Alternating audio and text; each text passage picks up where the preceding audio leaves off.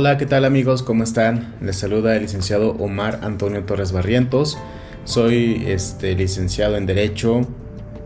Actualmente me desarrollo como abogado postulante y pues actualmente estoy cursando la maestría en Derecho Procesal Penal en la Universidad IEXPRO. Y pues bueno, esta materia es relacionada con el taller de simulación de audiencias orales 2 a cargo del doctor Rodrigo Castellano Gómez, en el cual estaré presentando ahora una temática secuencial a lo que ya he estado viniendo haciendo en otros videos anteriores, que es en cuanto a la audiencia de juicio o la audiencia de debate. Una vez superado ya el examen directo y el contraexamen, o lo que se conoce como interrogatorio y contrainterrogatorio, pues viene la fase procesal en la cual las partes deben presentar sus alegatos de clausura. Hay que aprender a identificar cómo está la estructura de un alegato de clausura. Muchas veces pensamos que es solamente hablar y decir las cosas que estuvieron mal o bien de la audiencia.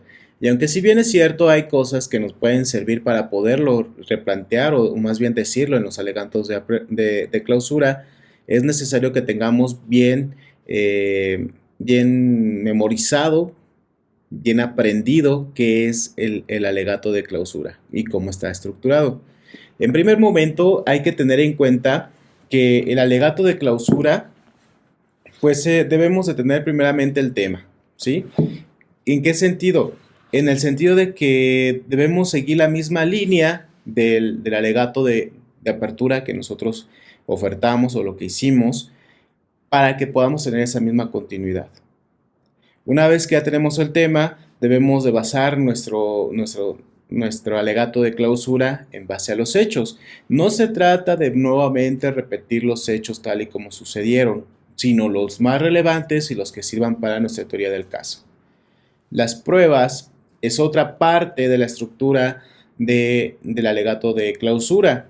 Las pruebas son muy importantes porque en esta parte vamos a hacer mención tanto de la deficiencia probatoria que tiene la contraparte como de las pruebas que tú como parte ofertaste y por qué va relacionado con cada hecho, ¿sí? De cómo se desahogaron e incluso hacer mención de algunos puntos importantes, ya sea de la prueba pericial, testimonial o incluso de una prueba material, para efectos de que pueda ser fundamento para tus argumentos o para los argumentos que uno va a tener durante los alegatos de clausura.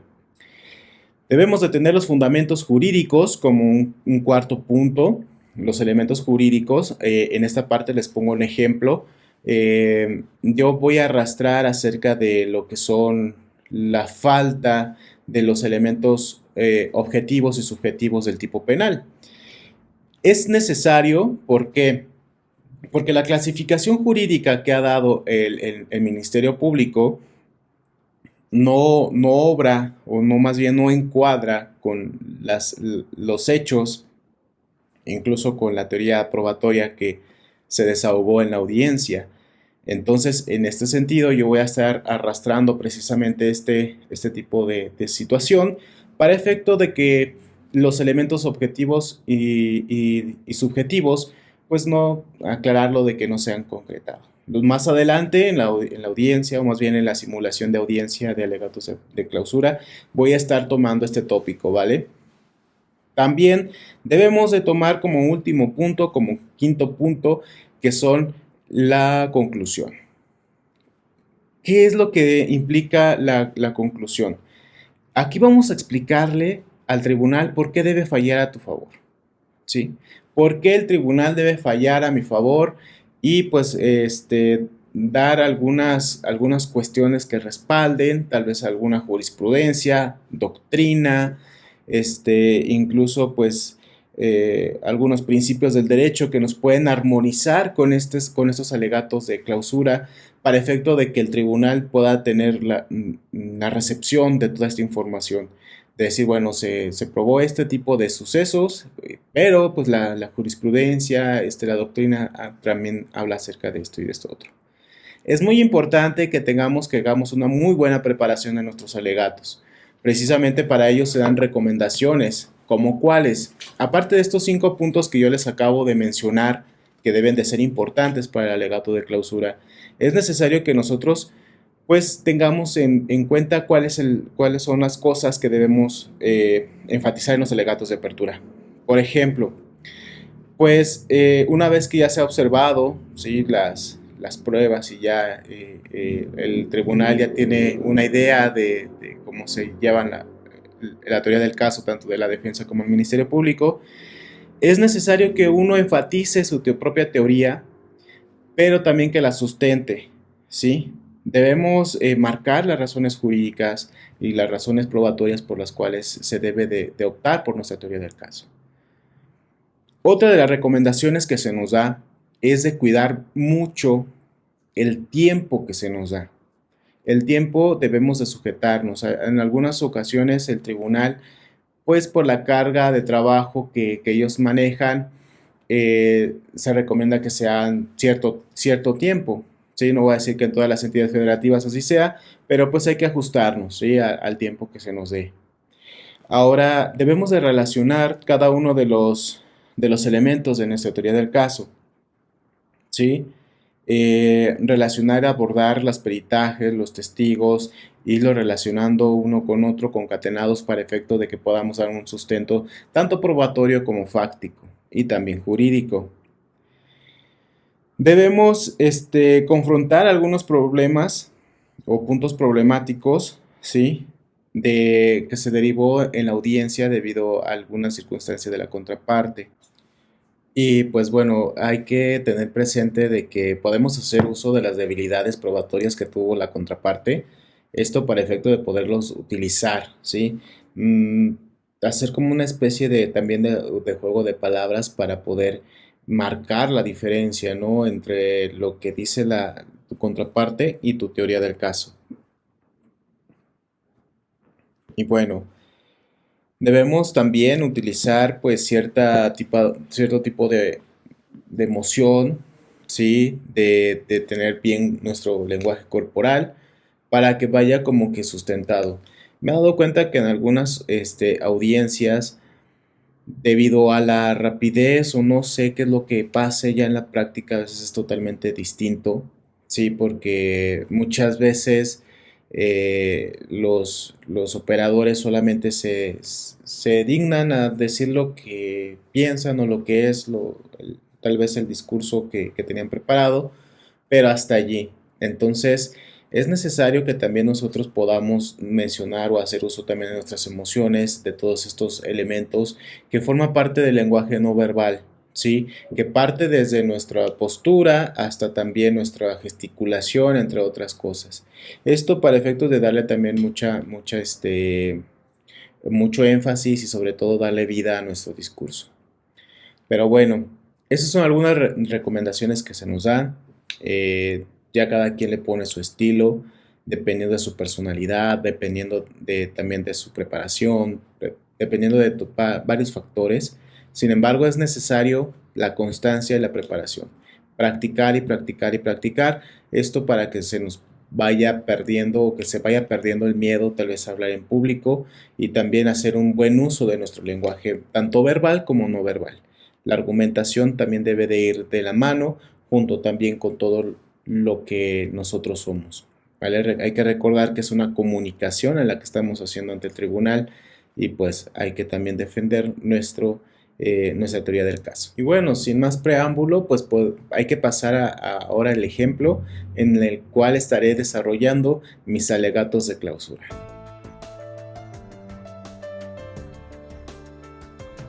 Gracias, señoría. Las heridas que no sangran son las más dolorosas y las que más tardan en curar. Ese fue el caso de Israel Gómez Sánchez, quien en esa noche del 20 de mayo del 2018, tras al haberse enterado de la infidelidad de su esposa, tuvo una lluvia de emociones, una herida emocional tan grande que lo llevó a cometer ciertos actos. ¿Cuáles actos? Actos que la fiscalía supone que fueron el delito de tentativa de homicidio. ¿Pero en contra de quién? En contra de la víctima Gabriel Chacón Pérez, como ya lo hemos visto a lo largo de esta audiencia, honorable tribunal, señorías. Sin embargo, es menester que este tribunal sepa que carece de todo tipo de elementos tanto normativos como subjetivos. ¿Por qué? Porque aquí se rompe precisamente el elemento subjetivo del dolo. No hay una intención de querer privarlo de la vida. ¿Por qué fue así? Precisamente porque las pruebas que ofertó la propia fiscalía. El perito en medicina forense, para empezar, refiere de que las heridas, si bien son heridas que tardan más de 15 días en sanar, no ponen en riesgo la vida.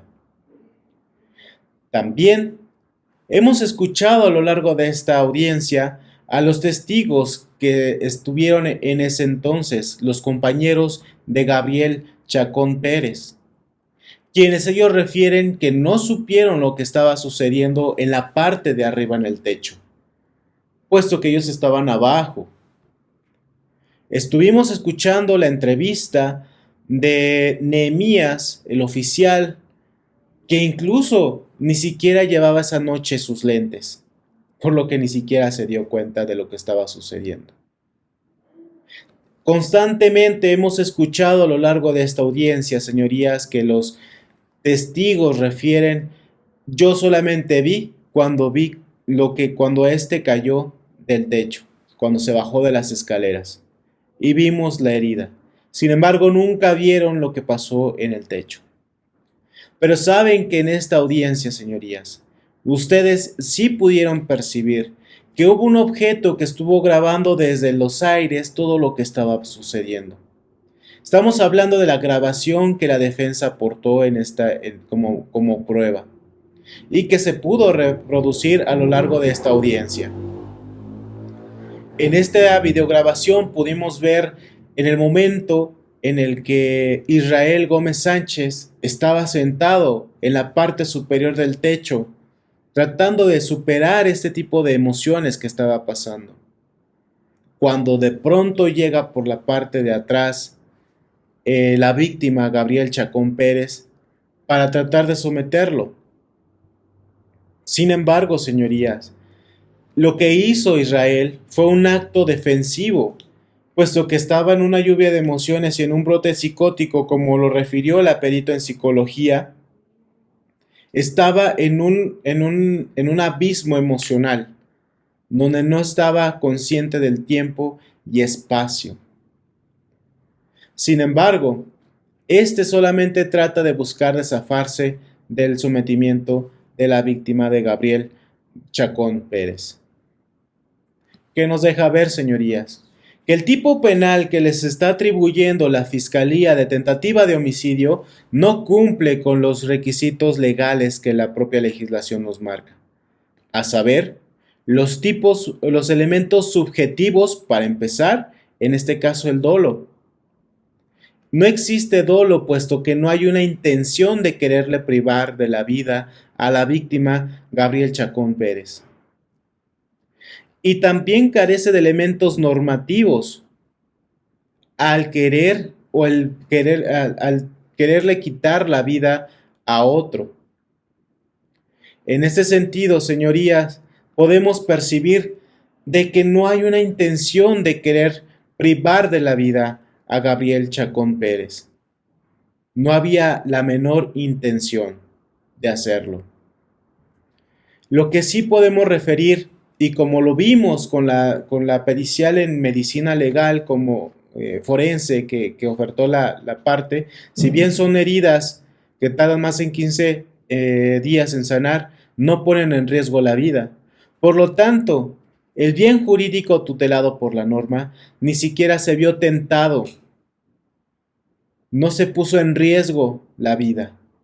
Fueron lesiones. Y si la fiscalía tiene a bien a reclasificar el delito, bien cabe el delito de lesiones, señoría, mas no la tentativa de homicidio. En este sentido, señorías, hemos visto que no se rompe el principio de presunción de inocencia. Y más allá de toda duda razonable, no se logran acreditar los elementos normativos y subjetivos del tipo penal. Es por tanto que no le quedará más a este honorable tribunal y a sus señorías que dictar sentencia absolutoria a favor de Israel Gómez Sánchez. ¿Es cuánto, señoría?